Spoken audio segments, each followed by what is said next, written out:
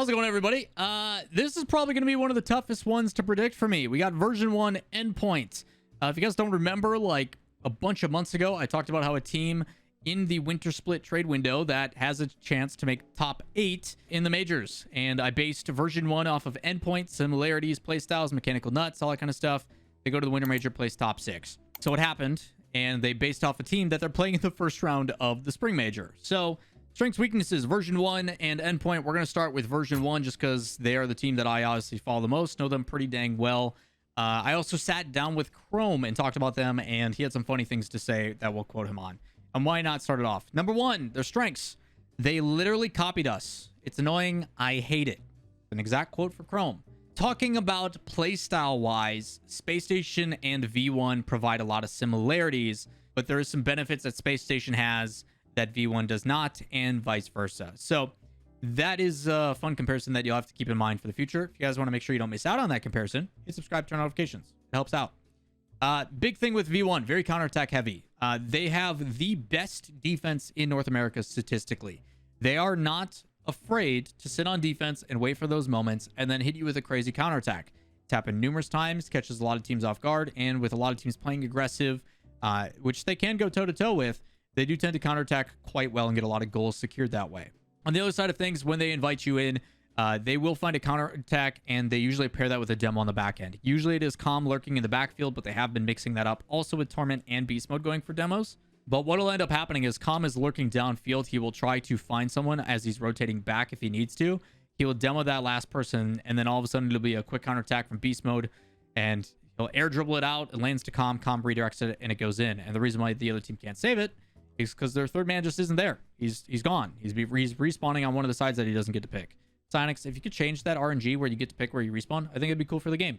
Consider it. But on the other side of that, not only do they pair demos and do good counterattacks, they also challenge pretty well on shots. They will never really give you a free look at net. A lot of times when you see these chaotic offenses and this high pressure offense, a shot that sometimes goes free, it's a quick infield pass, and then they get a free shot on target. Usually V1 positions quite well on defense. They are very clean in rotation. A lot of these guys have no ego. They communicate extremely well, pros and cons of everyone. And because of that, you don't really see overlap or double commits unless it's more so like, hey, I'm going for an air dribble and I'm trying to take it off of you or something to that extent. Kind of like a handoff.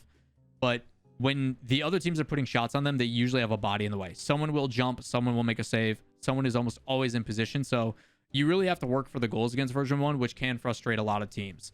On the other side of things, they do have a solid kickoff, which used to be actually one of their big detriments. They used to get punished for kickoffs all the time, and it feels like they have obviously figured that out because they had it as such a weakness for such a long time. They usually manage to turn their kickoffs in a pretty good solo play. If it kicks off to Beast Mode's probably going to give you a pretty good attempt at hitting something pretty nasty. The one that he hit, I'm pretty sure at the major last time, was a kickoff. It bounced back. He took it off sidewall, and then hit a flip reset, recovered off the ceiling, and put it far post. Just unbelievable stuff that is not a fluke. He can repeat it and recreate it so many times. There's a lot of times where top 25 lists that recently came out, Beast Mode is in conversation for top 10, and I think every single one of them. Top 5 even in a lot of them. Very good. BMO is no joke. You even saw all the memes on the social media page about how Arsenal and everybody on his friends list was turning into Beast Mode and all that kind of stuff. So Beast Mode is obviously a difference maker for the team. He is part of the reason why they've been so successful, but the pairing between him and Calm and Torment also getting involved has been very helpful.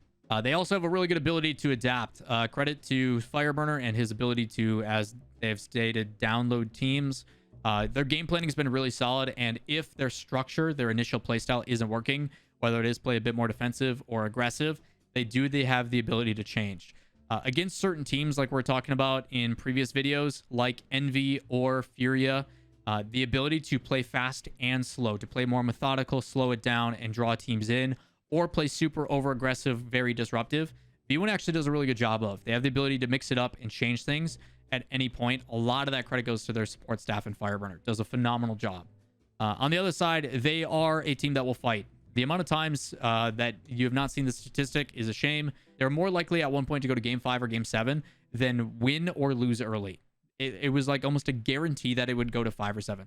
They'd be up by 2-0, still go to 5, and then win. So they will, no matter what, always put up a fight. It doesn't matter how good or bad you are. Even if they're a team above you, they will play up to their competition. Sometimes they do play down to their competition, But if it is a team, you can go look at the examples between them and Space Station. They basically just take turns figuring out who's going to make better adjustments and then close it out. It's always close. It always goes to the end. It's always OT, and it's a little bit of a heart attack. So they will make you fight for everything. And last but not least, they do have crazy pop-off potential, which is really important. We talked a lot about teams that have the capability to have highs and lows. And while it's good to have a team that's really good all the time and super consistent, you also need a team that can hit those peaks. That's why a lot of people are getting and giving credit to FaZe. FaZe is a team that's been super consistent with top fours, but they also have that chance to completely pop off and dominate teams like G2. So the thing about V1 is they also have that potential, and we've seen it. It's not a fluke, but if things are clicking, if all the passes are hitting, the demos are lining up, and everything's going well, they do look unbeatable, and that is credit from Chrome and others. V1 has potential to completely dominate. Chrome even said, yeah, they are 100% capable of winning the entire major, without a doubt. It's just a matter of if they're clicking on the day. So a lot of strengths for V1. Let's talk about the weaknesses. Even though they have this creativity and the ability to click, V1 can be very telegraphed. They have a distinct playstyle. You know what you're getting with Com and his demos. You know that beast mode is mechanically cracked. You know Torment's very solid as a third man in rotation. It is repeatable. You know exactly what V1 is going to do. It's just a matter if you can stop it or adjust in time to do it. Because they can adapt and change their playstyle, as long as you can recognize that yourself, you should be able to stay one step ahead.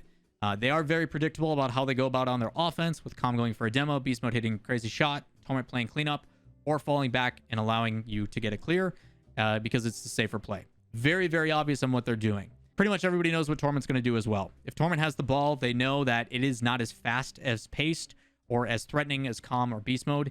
It is one of their big weaknesses. As much as I've loved Torment and his reliability and his accuracy on his shots and the clutch moments that he has, there is definitely some liability when it comes to him on offense that is very apparent. Teams don't quite respect his ability on offense. It's getting better. He is able to hit flip resets, but if the flip reset is slow, it's not going to be as threatening as somebody else, and the teams can prepare for it. So that is one of the things. They also do demo a lot, but they also do get demoed a lot. They're very prone to demos. It is something that, because of the slow methodical play that they have to switch up to buy time for someone that is rotating back. If you compare that with a demo, you've got two people out of the play, and now you got a one-on-one, which is very dangerous. Most of the time, people with the flicks are going to win. On the other side of things, because they need to play fast and aggressive in demos, they do use a lot of boost, and if you can secure that boost and deny them boost, they look miserable. If they get boost denied, the team's over. They're done. They can't do what they need to. Last but not least, because they have and make you fight for every single shot, you can actually fake those. Usually the first person who comes in for a shot applies pressure, and then if it bounces off and ricochets off, you expect another person to come take a shot. They put a body there. If you don't put that shot there, their rotation falls apart. Another ways to beat V1. A lot of things you can do by not going for that immediate shot. You can dribble, you can play a low 50, you can play it high to force them to use boost. There's a bunch of different things that you can do to mix it up. And as long as you recognize that and force them to make those changes, it's gonna be tough for V1. And last but not least, we have to reiterate this: they are extremely reliant on beast mode. If beast mode does not pop off, it's gonna be tough. Someone on that team has to step up, which ironically talks very well about Endpoint. Now, talking about Endpoint, I did make a lot of comparisons between V1 and them in the past, but things have changed up quite a bit now that they have Archie. In the past, you could almost make a one-to-one comparison between Seiko, beast mode, etc., and they would basically enable him to be as good as possible. Seiko would hit some crazy stuff, and it'd be good. But now that they have Archie, I think they're even more threatening. Ironically enough, they became a little bit too reliant on on Seiko, and now that Archie's there, Metzenars and Relating Wave have really stepped up. The difficulty, though, is they don't have as big of a pop-off, but their consistency is there. So focusing on their offense, not really a strength, but more so just a cool stat in general. Other than BDS, Endpoint is the only other team to make all three majors in Europe. That's pretty impressive. Not Dignitas, not Favorites, not like Moist or anything else, but literally just Endpoint. That's a pretty good accolade, and that's even with the roster change with Archie. So keep that in mind. The other side of things, strengths, they are the best defense in Europe. We're talking defensive matchups. You've got the best defense in NA and V1. You've got the best defense in EU in Endpoint. Should be a pretty solid. They do make arguments, and talking with the clips, they do argue for the best defense in the world. And that is paired then with the decision-making of Wave and Metza. Cool stat about Metza is even though he hasn't been to a world championship in 1,308 days, over 3.5 change repeating years, Metzenars has averaged in like the octane ratings that takes in like shot accuracy and percentages and boost and management, all that kind of stuff. It has like on average like 0.8, 0.9 rating. his entire career. Even though he hasn't been making it back to the top dog stuff, a 0.9 average in the rating is pretty damn good. So Metzenarz is one of those players that it's like you don't expect him to be there, and then all of a sudden he is, and you're like, where did you come from? How are you here? Why are you making this save? So you're pairing a really good defense with reliability and decision-making of Wave and Metzenarz. That ability provides a lot of really good structure that then enables them to make plays and stuff happen. Or if they're under pressure, it does give that reliable defense. They also do a really good job of adapting on the fly. They talk about having a flexible structure, as Endpoint deemed it, which they do recognize quickly upon others' playstyles on how to adjust. A lot of times when you see their team, they come in with a game plan, and if it doesn't work as ideally as they need to, for example, against BDS, the ability to, hey, they are challenging everything, all kind of that stuff. Let's welcome it in. Let's go counterattacks. Doesn't work. Then they start all of a sudden playing super aggressive. They're beating the challenges. They're taking it to them. They're working more disruptive, rotating back on third, getting demos, opening up some space, cross field. So, you know, BDS can't read it easily, even though Monkey Moon still makes it impossible. And they make adjustments and start winning. Again, they then fall susceptible to a bunch of kickoff goals.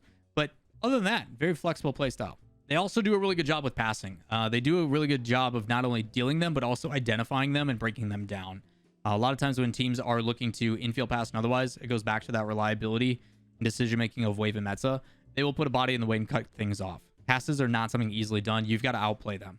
When it talks about the weaknesses, they do rely a bit too much on defense. Multiple reverse sweeps. The one against Moist is a prime example. If you look at Game 5, he uses that as an example to kind of showcase that, you know, if we're a bit too defensive and we feel like we can make this save every time, sometimes the outplay and the peak and the pop-off punishes us, and some of these plays and players will outplay us. They also are a little bit too reliant on passes because you do have no longer Seiko, the crazy pop-off. Obviously, Archie is still very, very talented and can become a star player and be on the ball. They are still reliant in the habits because of the conditioning. And that's kind of the third weakness, is breaking down those habits. There is a disconnect between the old play style with Endpoint having Seiko and now going into the more pass-centric feed Archie the ball that Semper had to rely on with Archie. The thing that Eclipse brought up is there are only 15 matches together with Archie. They are still a fairly new team. They still need a lot of practice, and they are scrimming quite a bit and looking pretty dang solid in scrims, but they are still a fairly new team building upon something with Endpoint. Despite that, they look solid. There's a lot of cool things that they're doing, but they have a base structure and a flexible structure. They talk like they have something they rely on, which is their defense, which if teams pop off and have those moments can be a problem. But at the same time, when you get them up on offense, if the initial play isn't made by like Archie or something, it takes a lot to step up from Endpoint between Wave or Metza. A lot of people discredit relating Wave. I still think he's one of the more underrated players in Europe. But we saw it against BDS. He was hitting double, triple touches. He was beating people to the ball. He was hitting crazy redirects and stuff.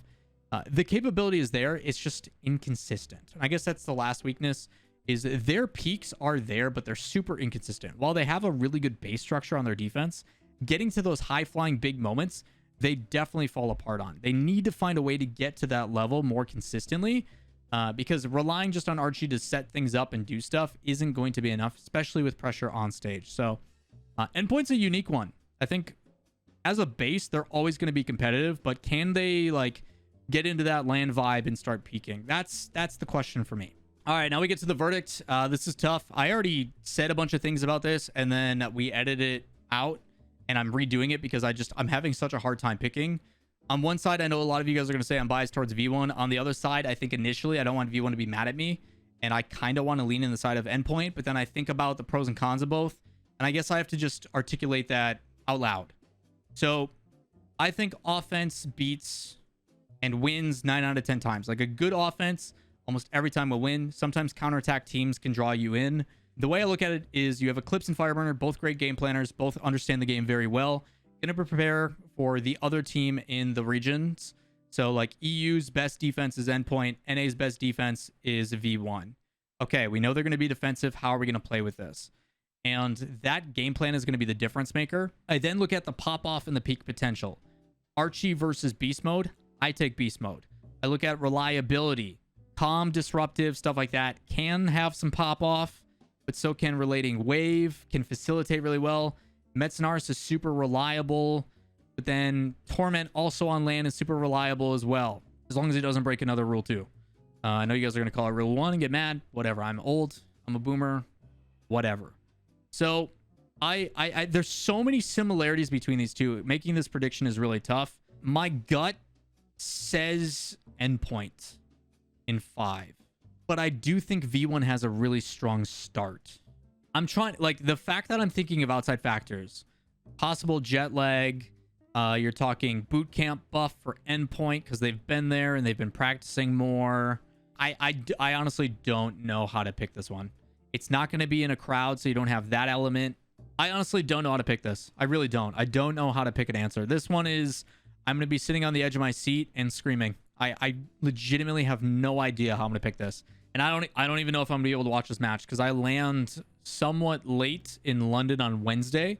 And hopefully by the time I get like an hour Uber to the hotel and all that kind of stuff, hopefully I'm settled in and I can watch. But I just don't know what kind of work I'm going to be doing. So I don't even know if I get to watch this. But I don't know. I honestly have no idea what this is going to look like. I think with two defensive teams, I want to lean more heavily in favor of demos, but Eclipse has also talked about how much they have looked at teams that demo a lot and that they've basically like, hey, this is the solution to beating them, so we just are over it. So it's like, am I taking Eclipse's word or am I taking the proof that, yes, demos have been very prevalent for V1? Make it go to 5. I'm going to flip a coin. I'm going to go heads or tails. I'm just going to pick heads or tails. Heads will be V1, tails will be Endpoint. It's heads. And I'm not lying. I'm showing you, I'm taking a photo on my phone. Heads. There's even the timestamp. Maybe. Either way, you guys are going to think I'm biased. In 5, V1. I honestly still don't know who's going to win. We'll let fate decide, but yeah, this is a tough one. I think it's a really important one because whoever wins this is going up against probably Moist, and even that, this part of the bracket is very tough. So getting top 6 is really important here. But V1 and 5. I guess. I'm not confident in that answer at all. So this one's going to be a battle. I'm curious to see on how it plays out. But two very similar rosters and should be a very exciting match. But I don't think these predictions are going to get any easier as I go on. But hopefully you guys enjoy this. I apologize to my editor for having to cut out a bunch of this and try to figure out how to make it speedy. Because I think there's just been like 6 minutes of me trying to debate what the heck I'm going to pick. It's not an easy decision. So I guess we're going V1 and 5. Not confidently. So we'll see how it goes. That's going to do it for today's video. As always, I appreciate you taking the time. More prediction videos coming up throughout the week. Be so kind and give the video a thumbs up. Let me know who you've got and why down below. I'd love to hear your guys' thoughts. Maybe you can sway me the other way, even though I'm sitting on the fence right now pretty much, and let a prediction thing make my decision. But more prediction videos coming out, breakdowns of playstyles and stuff. Massive thank you to all the coaches and players and stuff for giving their insight. But that is going to do it for today's video. As always, like, subscribe, notifications, and we'll see you in the next one. Peace.